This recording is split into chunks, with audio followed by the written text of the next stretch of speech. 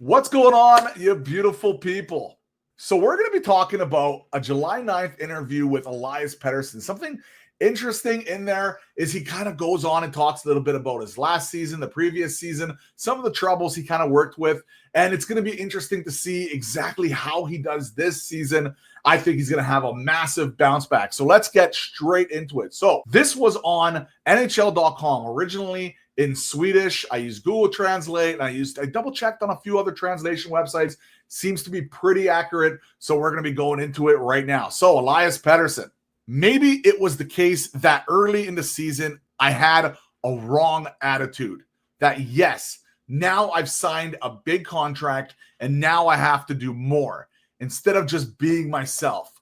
And when the point didn't come, I tended to start thinking and overthinking everything instead of just doing what I usually do. So that's interesting. He was obviously in his mind quite a bit. And he goes a little bit more into this when he talks about his contract and he talked about his knee issues. And Elias Pettersson, when he's on his game, there's not many players out there that can do what he can do. He's an immensely talented player. But there were so many issues in the locker room last year and injury problems in the previous year that hurt him with his training. And then last season, he just wasn't himself from the very start. And it was really evident. And we obviously want Elias Pettersson to do well. He said, my game last season was obviously not at the level it was in the 2 seasons before it. I had an injury in my knee during last summer. This is something he's now mentioned many times, that he had an injury. And originally the Canucks said, oh, there was just knee tendonitis. There wasn't much there. But Pettersson really is letting people know there was something there that was hindering him.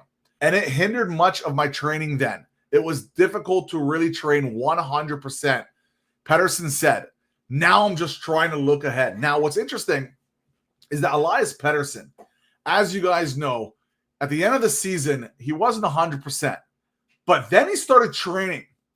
And he stayed in Vancouver and he worked extra hard. And a lot of the Vancouver Canucks staff were really impressed that he decided to go and he stayed and he traded. And now everybody is 100% healthy. This is Patrick Allvin mentioned. The whole Vancouver Canucks are 100% healthy. Obviously, that includes Elias Pettersson. So we can hope that he's going to have a proper training moving forward. Jim Rutherford said, I think he would say that he has to prepare better. There are no secrets. If you want to be a top player, you have to prepare. Almost an obsessive way. This is one of the criticism that they're saying that Pettersson didn't really prepare properly last season, but he's pretty much saying a lot of it had to do with his injury, right? The Canucks obviously didn't want to use that as an excuse.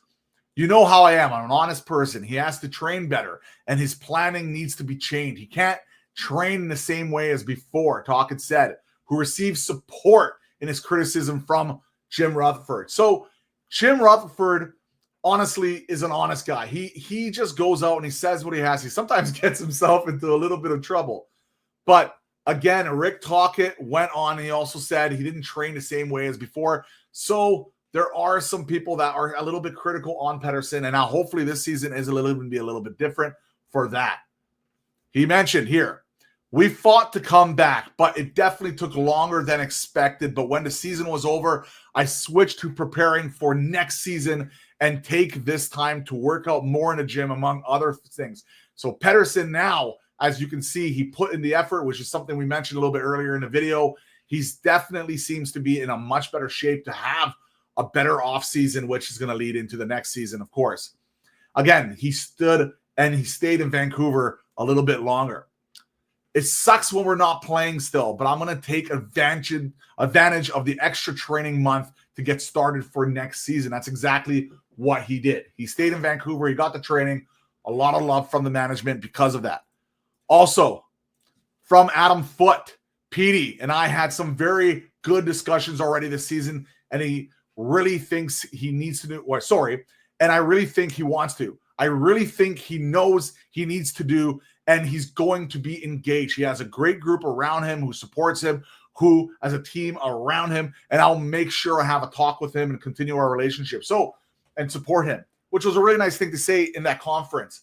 Now, they have had discussions. They actually had a team meeting, if you guys don't know, with Quinn Hughes and some of the leadership. And Pettersson actually went and he flew across the world to go to that meeting.